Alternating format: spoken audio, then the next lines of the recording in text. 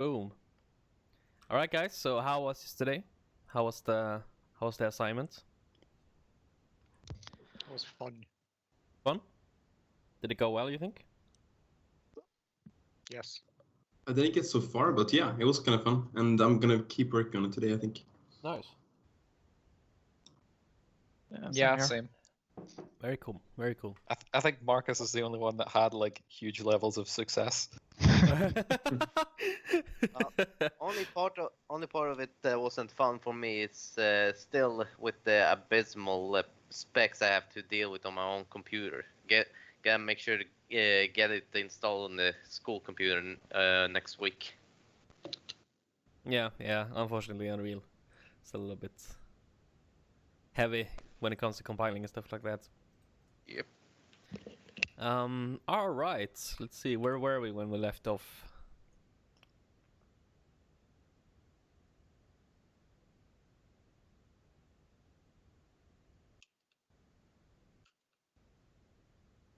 Good question. I don't even remember. It was like 2 days ago. Like what? I think we like just had finished the projectile, right? Like the first projectile. Yeah, I think we With did like a... adding force and stuff. Yeah, we did like Yeah, the well, explosion thing impulse. with the sphere overlap or something. Yeah. I don't remember.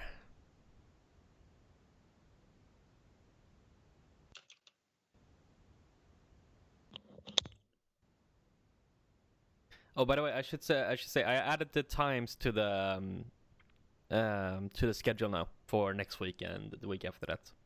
It's gonna be the same though. It's gonna be Monday, Tuesday, Wednesday, Friday. So Thursday is gonna be the day off. Cool. All right. Let's see. What were we doing? Oh yeah, cool. So we can shoot the little gun. It goes like bang. Very cool. So, what should we do today? What should we do today? If you don't know, can I have a request? Yes? I want to learn like how you can interact with different actors in a good way, so you don't like always have to check ticks if someone is close by and stuff like that. Good idea. Alright, let's make a little... Okay, let's make an enemy or something. Or let's make something that interacts with our gun. So when we shoot it with the gun, then it like takes damage or like screams or does something crazy. So you want to interact with some sort of enemy actor or something. So, oh Jesus, okay, bye bye. So that's a good idea.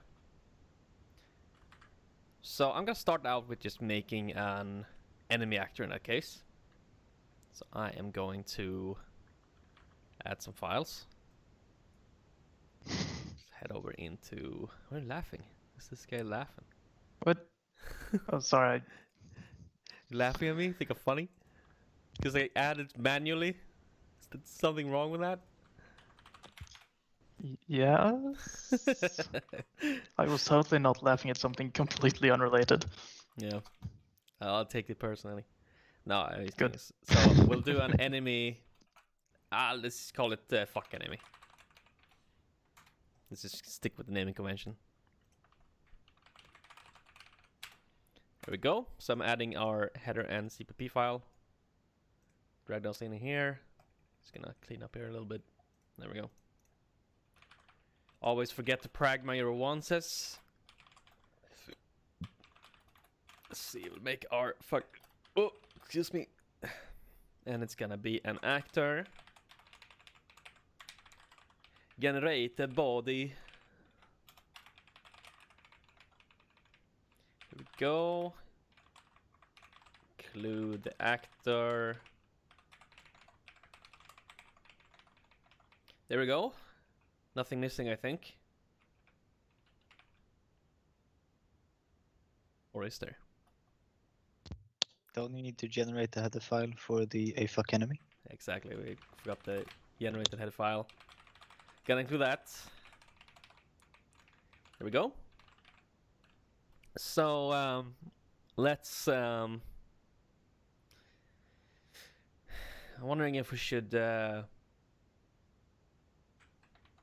Yeah, let's keep him fairly simple for now. Let's just immediately go and override him in BP actually, and add because so I'm not even gonna add a static mesh to this guy in code, because in the end, usually if you don't need to add static meshes and stuff in code, generally it's better not to do that. Then it's better to just do that in blueprints. So then artists have a little bit more control over how it looks. So I'm just gonna immediately actually go and override him in blueprints. Just gonna make enemy.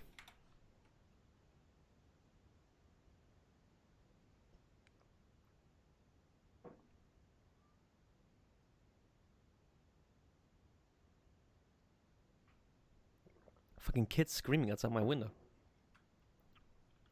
Fucking Throw kids. something at him.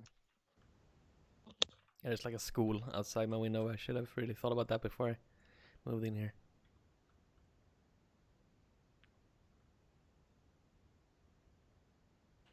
To be fair, it's not like you could have known that COVID was going to happen. That's true. That's a good point. Even though I moved in here like mid-COVID, so I should have very much known. All right, so we're gonna override fuck enemy here. Let's make it BP1. Here we go.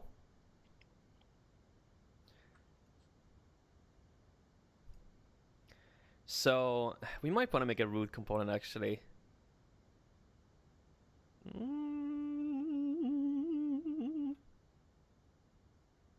Yeah, let's make a root component. That's always good to do. So I'm just gonna go in here and make a scene component. Whoops.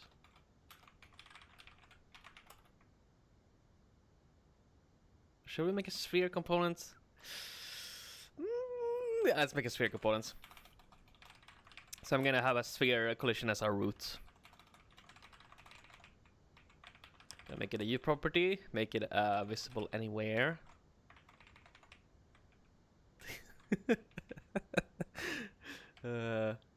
And then I'm gonna include fuck enemy h in the CPP file. And then we'll make a constructor. I'm just rushing through this because we've done this a billion times now. Please stop me if this is weird. And then we'll do sphere is equal to what? Create default subclass. There we go. Create default subobjects. No? Hello? Create default. So, what the fuck? Am I? Maybe because you haven't included the components. Is it just messing with me? I think it's just messing with me. I think it's just the autocomplete. Never trust autocomplete. So we want to create that, and then we'll make sphere, and then we'll set the root component to be, whoops, to be a sphere. Like that, and we will compile and see if it explodes. I think you forgot the forward declaration of use sphere component in the header. No. Oh god. Ah! Yeah, I didn't. Gotta forward declare that, and then we will add the sphere component, and it is in component slash sphere components. Like so.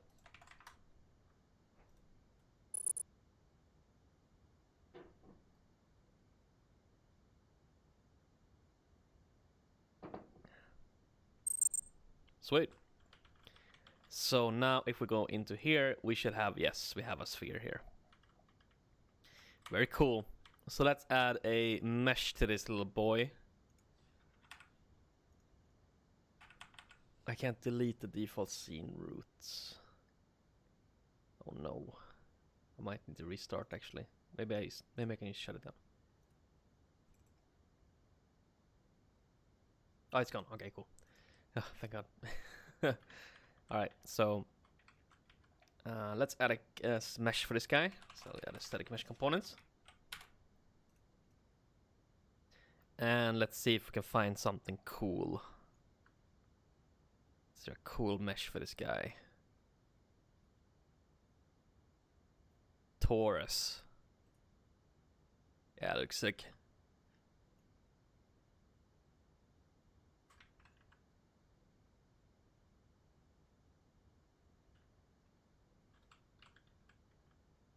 Looks pretty good. Alright, so this will be the collision for the enemy. I should make him point in the X direction actually, so I make the Taurus point forwards.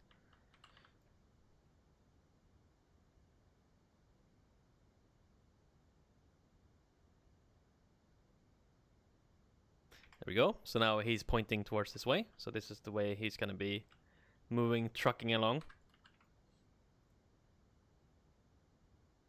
And I will turn off collision on the Taurus as well. That's good practice to always remember. And there he is. It's a little enemy. Very cool. Doesn't do much now. Can't even hit him. Why can't we hit them? Because the sphere component is not set to block all. Yes, very good. All right. So let's give him some behavior. Maybe the absolute most basic enemy ever will just follow the player, right? It will just go straight towards the player. So let's do that. So I will add a tick here.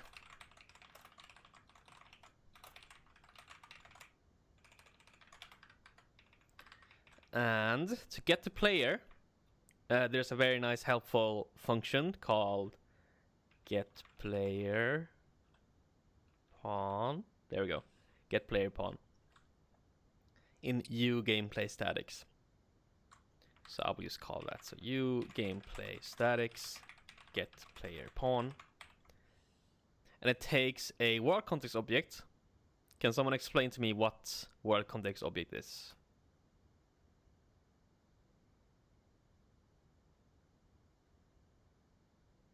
No. All right. That is an object that exists in a world, so it knows which world it's supposed to look at. And why is that important? In case you have multiplayer, and only want to do something in one of the worlds. Exactly. Very good. So we'll just provide some object in the world. So we just do this. So that's fine. And then player index, and that's which player. And I should make it super clear. When I say multiplayer, I mean online multiplayer, network multiplayer. Because if you do local multiplayer, of course, there's still only one world. Just that both players are in the same world. But yeah, if you're playing multiplayer networked, then there are two worlds, one host world and one client world. Yeah, but player index in this case then means which index of player. So if you're doing multiplayer, then it will be 0 and 1 and so on. We only have one player though, so I'll use type 0. So world means client, I guess. Or I mean, it means one level instance. Yeah. Or yeah. Essentially, okay. Yeah. Exactly. So there will be one world for the host and one world for the client. So there's which instance of world. If the current world is a client, will index 0 always be the current player? Like the client player? know. I don't think so. I think it will be your index. So there has to be some way to get like what is the local player index, I think. But don't Right. quote me on that. It might be that 0 is always local. Not sure. Like I said, we don't use this at all. We've overridden all of this behavior in Hazelights. So anyways, get player pawn. That will return a pawn. So we will just save it as a pawn. Player. Like so. Let's see if that compiles.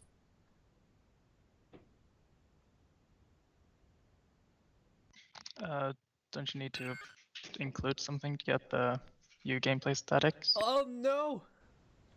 Maybe kismet/gameplay statics.age? U gameplay statics is not a class or namespace. What does it mean? Yes, very good. Yeah, we need to include gameplay statics. Can someone find me the include paths for you gameplay statics? Yeah, it's, Go, go, go, go, go! it's kismet/gameplaystatics.h. You get 2 points, sir. 2 points. Yes! Gameplay statics. There we go. Can we get points by bribing you? Yes, I would say so. Yeah, I don't think there's Nice. anything wrong with that. No ethical problems with that. Okay, let's try and compile again. I would like mute the other people. It's like when I ask a question, it's like everyone else is muted. It's like, oh, very good. No one else knew. Oh, amazing. All right, there we go. So it compiled. So now, how would we make this move towards the player? Any ideas? Assuming there's no like magic function or anything. Assuming like we're only gonna use what we've used so far. There probably is a magic function, but what we can do otherwise is just take the player position minus the object's position, normalize that to get a like direction to go towards. Mm-hmm. Very good. Let's do that. So we'll do get active location of the player minus the get active location. So that will just be this active location. And then we'll normalize it. And I will say this normalize in Unreal will modify the vector. So if you just type normalize, then that will normalize the vector. So it will mutate this vector. If you want to use get a normalized vector, then you do get safe normal. So these are the two normalizing functions. One mutates and one just returns a copy. So. Alright, cool. So now we have the direction. Very good. What do we do now? Wait, which one mutates? Normalize. This one. Okay. This one mutates. Yeah, so it's similar to Unity. Oh, okay. Oh, I thought the Unity was different. Unity has a normalized method which modifies the vector, and then it has a normalized property which gets a normalized equivalent. It's all in the D, baby. So if you forget the Yeah. D, then you get the sad. All right. So what do we do next? The takers. Add active world offsets. I think that's a very good idea.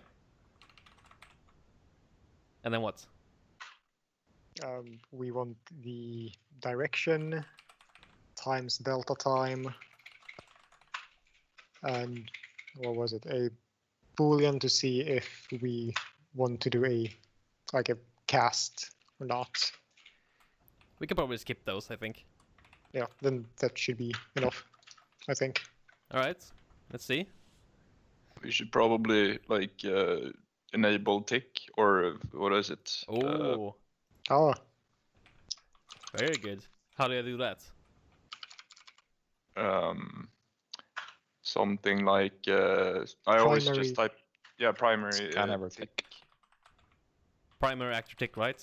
Yeah. And then what? Dot b can ever tick Yes. equals true. Very And then good. we want to call super tick, right? Yeah, that's a good idea.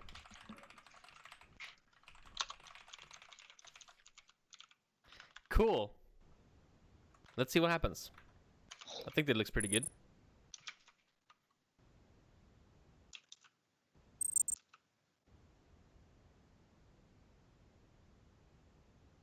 Okay. I'm assuming a scalar value is required because now the values are probably really, really small. How fast is it moving now? shouldn't it be like 1 centimeter per second? Yes. Yeah. So since it's normalized, it has size 1, which means this will move at 1 unit per second. I think it's moving by 1 unit. It might not even be moving at all. Let's check. So one useful thing in Unreal, if I want to see, just click an actor to like inspect its values. I can hit this eject button here, or F8, and then I will actually go into editor mode. So this game is still playing. It's sort of like I'm simulating, right? I can click actors. I can move them around, even though the game is still going. I can't move this because it's not marked as movable for some reason. Oh, I clicked the room, that's why. But now we can actually take a look at this and see, yes, okay, so the position is changing. So it is actually moving. So we can at least verify that. So then we know that the problem is that it's moving very slowly. But that's okay. We can easily fix that. Let's say we want to make a property to change how fast it's going. And let's say I want to be able to set that property only as from instance and not from defaults. How would I do that? Create a float value in public and then mark it as your property. And then I think it is edit.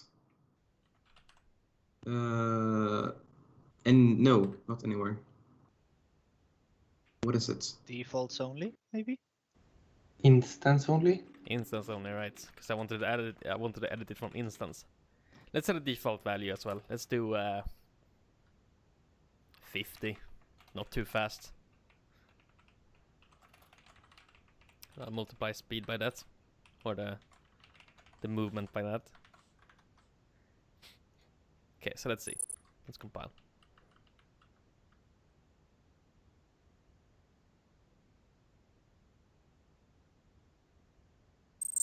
Okay, let's see. Okay, so I can see it moving now. And if I click on it, I should be able to see a speed variable. There it is. Fuck enemy speed. So I can change the speed here. Let's crank it up a bit. See what happens. Ah! Get away from me! Yeah, so now it's going very fast. Alright. I don't know why it's like spinning around. That's very weird. I don't know what's happening there. Interesting. Alright. So cool. So let's bring it back to a bit of a manageable number. If I want this guy to face towards the player, how will I do that?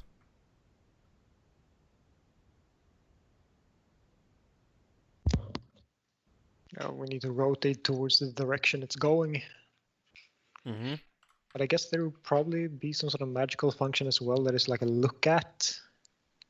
It probably is, but there was like a mathematical function we used before, if you guys remember. Was it like make rotation from X? Something along those lines? Exactly. It was make rot from X, and that was in Kismet math library. We can do make rot from X, and I'll set the direction to be X. And in this case, this will make a rotation where the x-axis of the rotation points directly at this vector here. So it will point in the same direction as this direction here.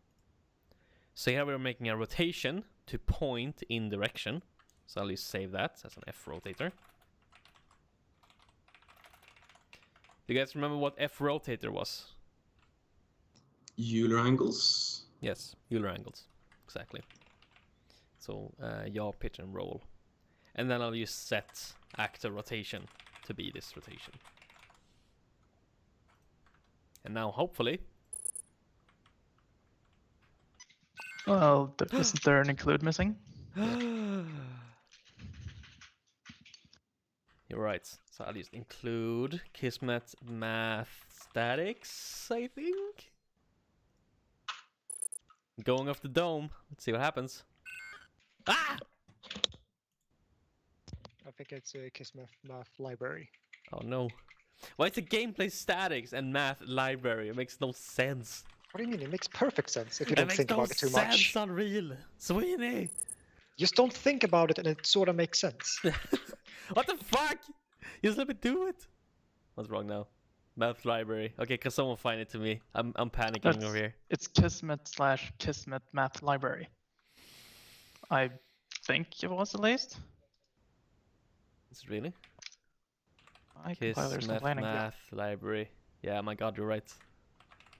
Because so not only is it not statics, but it's also Kismet. So it's not even. I guess this was you. Okay, I guess that was you gameplay statics. I guess that kind of makes sense, but whatever. Okay, I'm upset. Let's compile.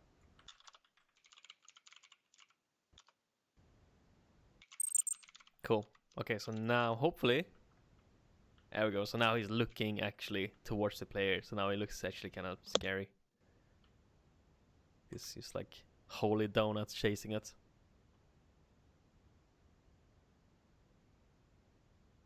Okay, so let's make it so we can blast this fool. I think that sounds like a pretty good next step.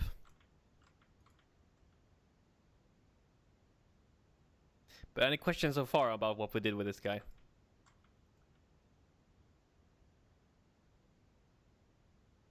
Anything you think I breezed over or didn't explain properly? We went kind of fast with this guy just because we've done it before.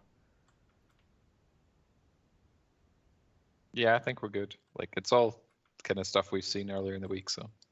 Sweet. Sweet. All right. So we're going to continue with being able to actually hit this guy. But yeah,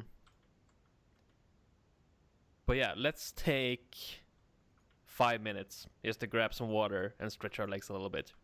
And then we'll go into killing him. So yeah, see you in 5 minutes. Cool.